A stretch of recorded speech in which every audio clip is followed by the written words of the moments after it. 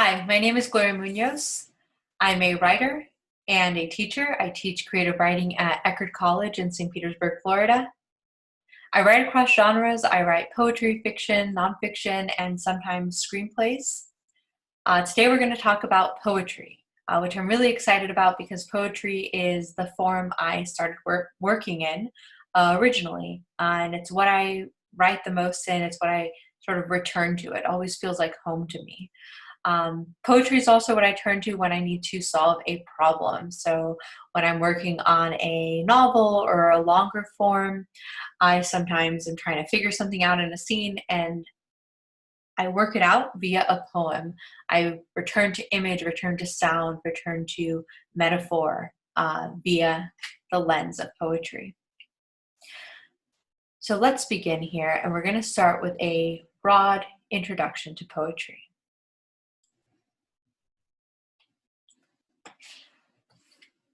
When you think about poetry, you might think about weddings or greeting cards or the end of a movie like Interstellar, something shot in outer space where a scene is really emotional. And all of these moments, all of these events deal with heightened emotions, which is what poetry deals with. Poem centers around making your reader or making somebody feel. You want to connect to a person's emotional truth, and you want to make people feel something. So language activates emotion in a poem.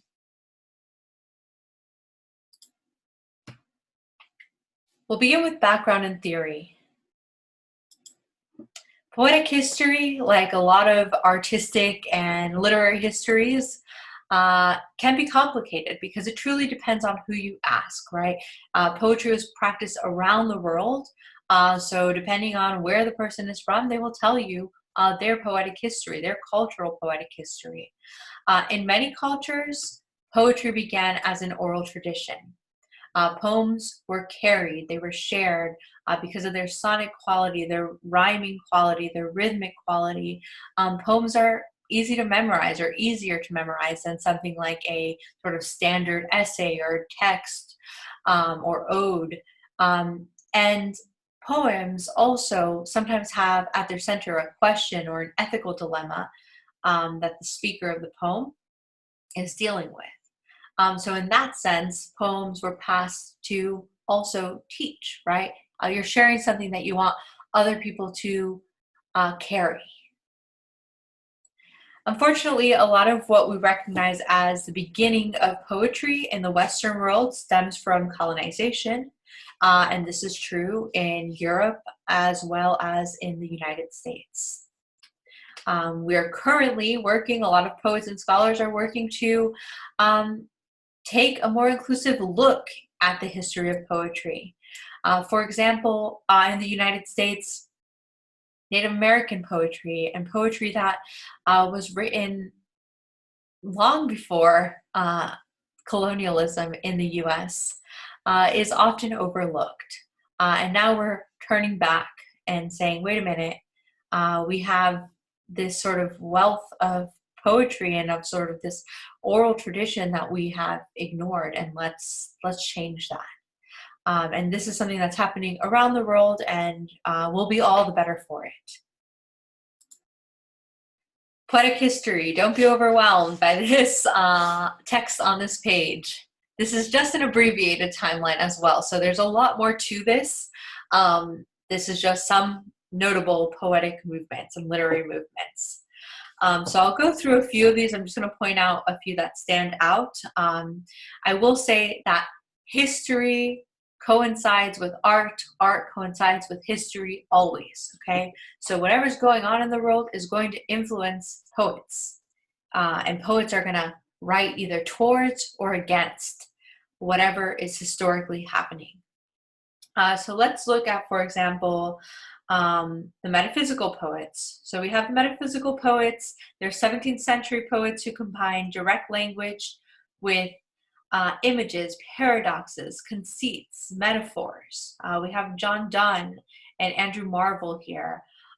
These are poets who were sometimes founded in religion, were sometimes sort of based in religion just because of where they were historically. But they also shifted to a little bit of mysticism and a little bit of looking at the mystery of the world. So this is like kind of like early existentialism that we're dealing with here in writing. Then we have the Enlightenment, the Age of Enlightenment, an intellectual movement in France and other parts of Europe that emphasized reason, progress, and liberty above all. Enlightenment, sometimes called the Age of Reason, is primarily associated with nonfiction writing, but it also bled into poetry. Then, talking about reactionary here, we'll jump forward. We will move to the Romantics, right?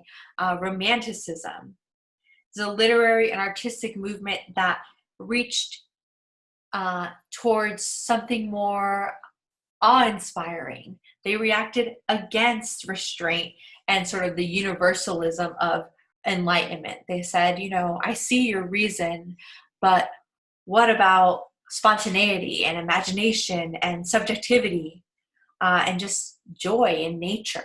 And some notable romantic writers are Jane Austen, William Blake, Lord Byron, John Keats, Percy Shelley, William Wordsworth. The list goes on and on. Then moving into realism, right? So then we have romantics who are sort of big, larger than life. And then we have realists who want to sort of move towards accurate, detailed, the ordinary, the everyday, just looking at contemporary life around them. And then I'll point out a few more that I think will give you a good idea of sort of different movements. We have the transcendentalist poets, and this is a actual movement that was a philosophical movement, a spiritual movement, and an artistic movement. And we have the best example I can offer you is Henry David Thoreau's Walden, right? It's a transcendental work. We have a lot of poets who are based in nature, poets who are based in the connection between nature and the otherworldly. Then I'll move forward to modernism. Modernism is an artistic movement that provided a radical break with more traditional roles of Western art. So major themes of this period, including the attack of the notions of hierarchy, experimentation in new forms of narrative, such as streams of consciousness, doubt about existence. So again, looking at that existentialism, this is not the first time that we see this in poetry, right? We saw that with metaphysical poets as well. Objective reality, attention to alternative viewpoints and modes of thinking, and referentiality as a means of drawing attention to the relationship between the artist and form. And then we have the Harlem Renaissance. So jumping ahead a little bit here, and we have this sort of strong look at African American poetry, and this is the Harlem Renaissance happened across literature and art as well. And this is 1920s New York. We're thinking of poets who like Langston Hughes, writers like Zora Neale Hurston, poets who really thought about what's happening in the world. How are we moving? How are we shifting? How are Black voices being heard? How are they not being heard? And they're bringing attention to issues of Black life. And they're also taking a lot of inspiration from ragtime, from jazz, and from blues. So we see this sort of really, really rich, exciting poetry that is socially engaged, but also just like full of rhythm and sound, and it's very exciting. Let me see if there's any others that I want to point out at the moment.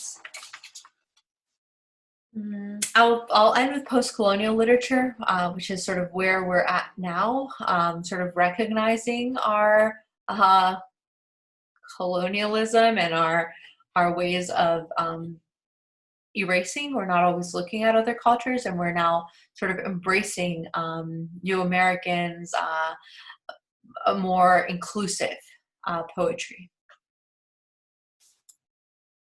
Don't worry, you don't have to memorize that unless your teacher assigns a poetry pop quiz, of course, which would be a lot of fun. If you research any time in history, poets are probably up to something, okay? So that slide, that prior slide, I'll go back to it really quickly. Again, this is just an abbreviated history. There's so much more, and there's so much in the spaces in between as well. We have like confessional poets, right? Poets who were writing about their daily lives, about their truths. And there's so many other poets who maybe never even made it onto the radar of what a timeline like this would be. But poets were always writing towards and about and against history, against current events, against what's happening in the world. That's because poets are observers of society and translators of emotion, okay? So remember earlier on I said poetry really deals with emotion and emotional truths. Poets are sort of our tuning forks. If you think of like what a tuning fork does, you hold it up to the wall. Poets, you hold their tuning forks up to the world, and they take note and they articulate and they transfer via poetry. Or as Percy Shelley said, poets are the unacknowledged legislators of the world. So we're going to move on here to form. Elements of a poem. A poem is made up of stanzas, okay? So you can think of stanzas as the paragraph of the poem, but they're not necessarily paragraphs in that they don't have to always follow complete sentences and indent and look like they're making a paragraph. Stanzas are a little more experimental. Stanzas can be units of thought, so they can be focused on a subject, or a stanza can take its cue from a lyrical idea or image. So you have these sort of units that make up a poem. So sometimes you have a stanza, then you have white space, another stanza, white space, usually just one space, another stanza, and so forth. And then the stanzas all together build the poem. They make the poem. Line breaks. Line breaks are really important to a poem because poems are really concentrated. Like a poem can do what a much longer work can do in a short, condensed, very efficient space. So line breaks help to give your reader breath, to also build emotion, so they help with pacing, and they also help to sort of shape your poem, to offer, you know, those sort of lyrical cues for your reader. Line breaks are often made via breath, image, sound, theme, and rhythm. A turn or a volta. So a poem often has an emotional shift, right? We begin the poem, maybe we're beginning via an image, we're moving through the poem, the sort of question or consideration at the center of the poem is being developed, and then, aha, I am learning, I am shifting, I am different, I am awakening, I am asking, I am seeing myself for the first time, I am alone, I am scared, I am in awe, right? These are all sort of emotional shifts that can happen, and they often happen towards the end of a poem. And a speaker. So a poem often has, well, always has a speaker, and the speaker is the I of the poem. The speaker is not always the writer. Sometimes it can be closely related to the writer, but sometimes not. And poetry kind of lives in that space between fiction and nonfiction, right? Because I'm recreating my observation of the world or my observation of a moment in time, but it's truly mine until it's not, in the sense that, yes, I may have lived it or I may have questions about it, but I'm also observing from the world, I'm taking from the world, I'm building images, I'm taking leaps of imagination and of fiction, in which case, you know, poetry is not really definable via nonfiction or fiction. So this is a good place to pause and read a poem. Can you point out the stanzas, and can you notice the line breaks in the poem? So I'll give you a few minutes here. I would recommend maybe 5 to 10 minutes. Technique.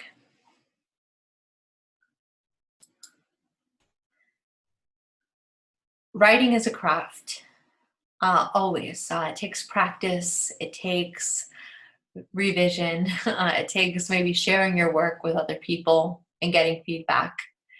Poetry is the same. You know, what makes a good poem? First and foremost, practice, time, sitting and looking at the poem and working on it. The elements of a poem are, you know, imagery, sound.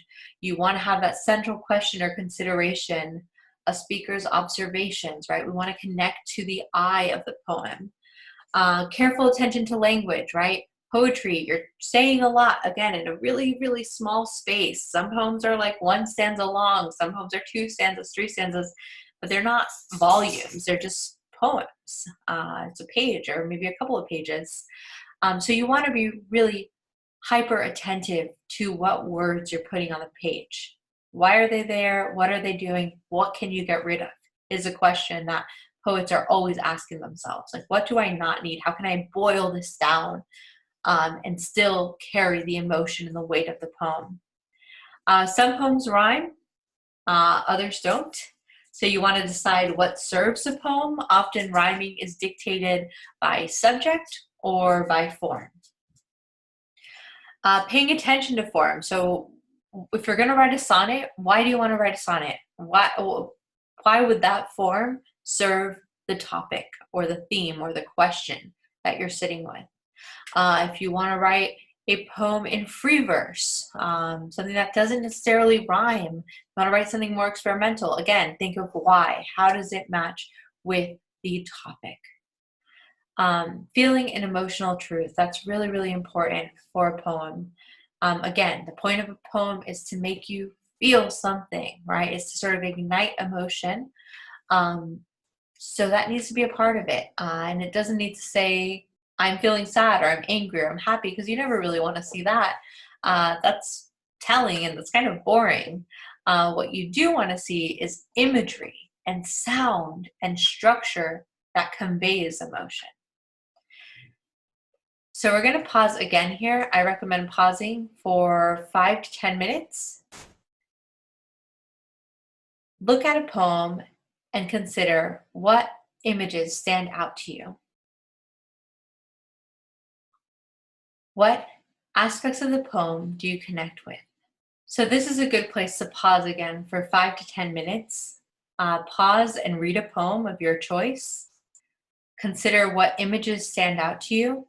What specifically do you connect with?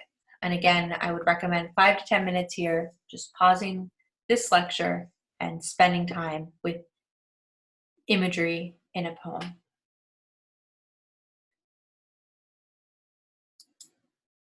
Metaphor. Metaphor is a critical aspect of poetry because it engages images in unique and unexpected ways. It inspires wonder in readers, and it carries emotion. Jorge Luis Borges defined metaphor very simply. It is something made by linking 2 different things together.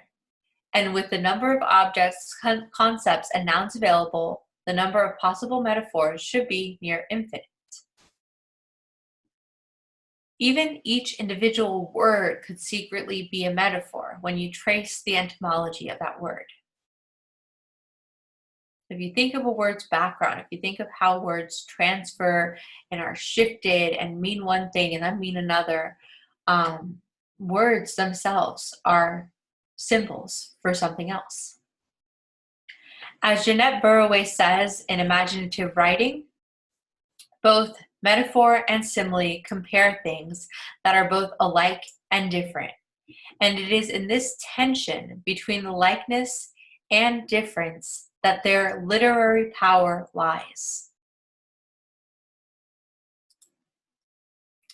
Here are some overused metaphors and similes. And you've probably heard some of these, or you can probably think of some other ones on the spot. Argentine poet Leopoldo Antonio Lugones stated that every word is a dead metaphor. So with that in mind, here are some bad metaphors. The sands of time, the mirror ocean, mouth of pearls, stars for eyes, rose lips, rose cheeks, rose anything. The stars look down, time as flowing, women and flowers, living and dreaming, death and sleep. The list goes on and on and on. If you want to think about metaphors and how they shift, all you have to do again is look at sort of culture, look at history, look at shared language. So a metaphor looks at cultural context, it looks at language, it looks at history, and in turn it looks at artifacts, right? What are the relevant aspects and objects and parts of that history? I do want to also say here that some metaphors across cultures will be very common. They will be very shared, right? There's things that we all share, like we all share the moon, for example, on this planet. So poets around the globe will have metaphors about the moon. However, how we describe beauty might change from culture to culture. How we describe landscape. Some of us have mountains, some of us don't. Some of us have sort of fear of darkness, where some of us live in places where darkness is the majority of our day, right? If you look at somewhere like Iceland. So that will always shift depending on where you are. Metaphors will sometimes be shared and sometimes they'll be totally different across cultures. Okay, let's dive deeper into metaphors here. Love is not a rose. Love is a rose would not be high on our list of poetic metaphor, right? We've heard it before. It's super boring. It sounds like something that you wrote on a terrible Valentine when you were 9 years old. Love is a rose, bad metaphor, right? But try, in my book, love is darker than cola. It can burn a hole clean through you. From C.D. Wright. Or Charles Bukowski's Love is a Dog from Hell. Both of these metaphors elicit emotion. They make us feel something. Even disdain, discomfort, awkwardness, those are not bad things to feel. Those are actually great things to feel from a poem, right? Oh my gosh, this poem, Love is a Dog from Hell. I can resonate with that, right? Who can't, right? Anyone who's ever had their heart broken is like, yep, I know what you mean. So what's the difference between a dead and a living metaphor, or a bad and a good metaphor, to simplify it? That a metaphor can make you feel. A good metaphor or a living metaphor will make you feel something.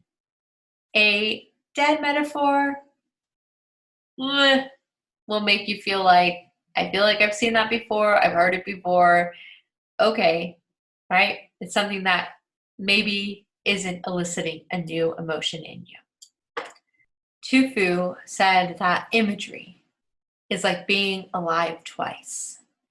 Imagery is also critical to making metaphors feel lively, to making them feel strong. So love is a rose, kind of a weak image. Love is darker than cola. First of all, Coca-Cola is so everyday. I wouldn't expect love to be connected to a soft drink, let alone a dark soft drink that can burn a hole through me, right? This is all image-based. We're seeing it, we're feeling it, it's specific, it's tactile. It combines something that's supposed to be beautiful and romantic with something that's like supposed to clean a car battery, right? And that's a unique pairing. That's a unique metaphor. Same with love is a dog from hell, right? We have a unique pairing there. It can be like being alive twice. All right, so next we're going to make our own metaphors. So step one, Write down 2 to 3 bad metaphors or similes. Again, have fun here. This should be those sort of super cheesy, like over the top, I've heard it a million times, kinds of metaphors or similes. Feel free to make them as terrible as possible. Okay, so 2 to 3 minutes. I would push pause here on this video and maybe take 5 minutes to write those. And if you'd like, if you feel brave enough to share them with your class, you could share some of your really terrible, terrible, terrible metaphors. Share those bad metaphors. Okay, step 2, write 2 to 3 unique metaphors. So 2 to 3 living metaphors. Your pairings should elicit an emotional response, and you should think about the role of imagery. Okay, how can you use sensory detail, so sight, sound, hearing, taste, touch, to elicit an image in a unique metaphor? Right, 2 to 3.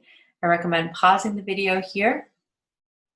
Now look at your list of bad metaphors and living metaphors, or dead metaphors and living metaphors, and see how they're alike and how they're different.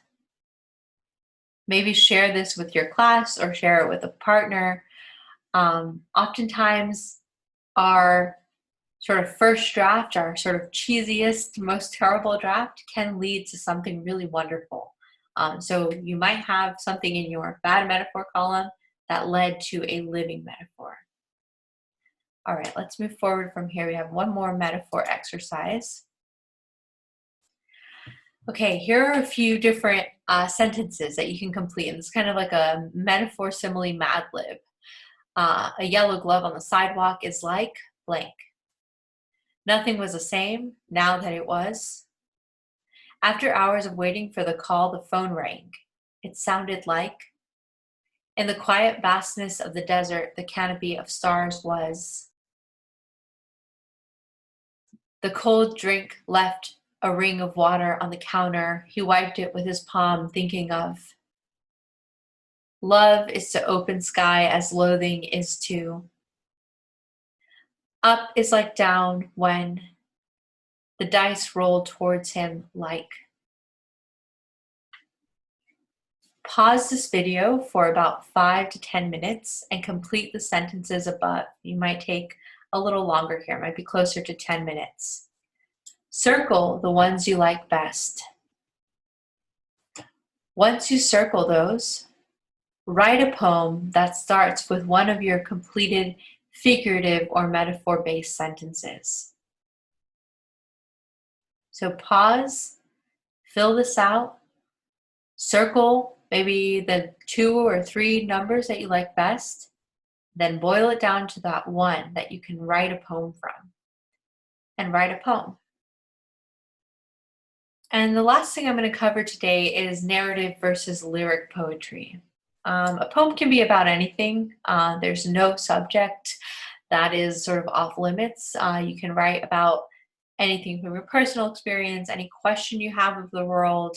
A poem can tell a story, or it can be more thought-based. And that's sort of the 2 big groups of poems. You know, despite their form, they can be all different forms, but the 2 big sort of engines of poetry are either narrative or lyric.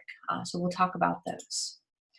Narrative poetry is based in the tradition of storytelling. The poem is often focused on a story that sheds light on the speaker's emotional life. Here are a few different examples, and your teacher can show you these, of narrative poems. Narrative poems, again, tell a story, so something has to happen in them. In a story, if you think of a book, something happens, we have a plot. The same is true for a narrative poem, right? You can't just say, like, this is a narrative poem, but nothing happens, or there's no shift, right? So in The Day Lady Died, for example, we have, which is one of my favorite poems by Frank O'Hara. I highly recommend you read it. But we have this sort of long, long, long day. It's like this long, hyper-detailed day of this speaker's life. And they're in New York City, and all these things are going about, and there's a newspaper, and the busyness of the streets, etc.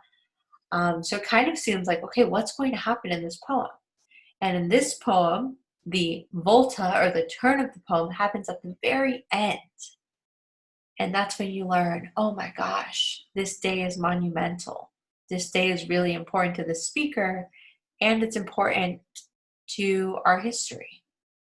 And you'll find out why when you read the poem. A narrative can be big or small. I wanted to also point to The Day Lady Died because that narrative feels personal. It feels small until it becomes big at the end. A narrative can be about a day. It can be about a morning. It can be a whole lifespan boiled down into a few stanzas. Okay. So I do recommend looking at these examples with your teacher or on your own time. All right, moving on to lyric poetry. A lyric poem employs a single speaker who expresses personal emotions, questions, or thoughts. Okay, so a lyric poem is more sort of centered in the mind. It's centered in the questioning of something, or in the thinking, or in the, in that thing that keeps you up at 3 a.m. at night that you keep thinking of or returning to.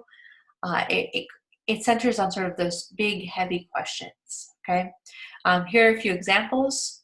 Sonnet 18 by William Shakespeare is a really wonderful example of a lyric poem. It's one that's cited a lot.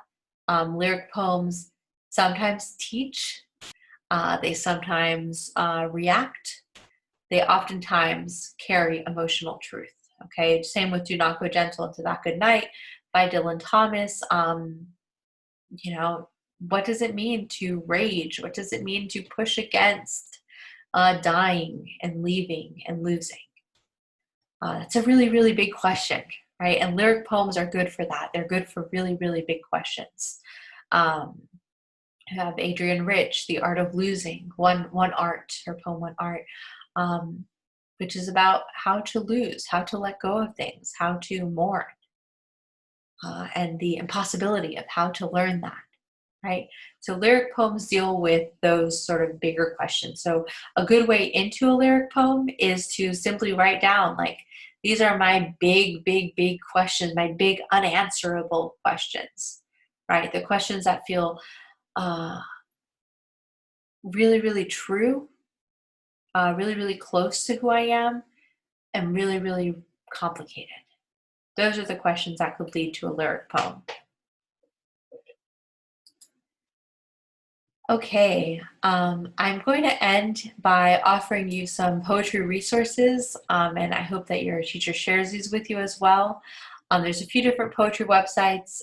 Know that poetry is ever-changing, ever-evolving, and that it's really wonderful to build community around poetry and around writing. So I have poets.org on here, poems.com. These are all places to read poetry. To discover different writers as well. You can read about the writers of poets. Poetry Out Loud, which is a really fantastic organization where you could actually apply to learn to recite a poem, right? Again, thinking of that foundational history of poetry, the oral tradition. Poetry Aloud, you can recite a poem and recite a poem with other people from all over the county and then state and then eventually country. Poetry Foundations is for teachers. This is my #1 recommendation as a resource because there's so many wonderful learning tools on this site. And then you have awesome organizations like Keep St. Pete Lit, which we're really lucky to have here. It's one of the best things that has ever happened to our community. And that completes our introduction to poetry. Again, my name is Gloria Muñoz. I teach at Eckerd College in St. Petersburg, Florida. My website is there, gloriamunoz.com. I have a wonderful contact form on there. If you have any questions about MFA programs,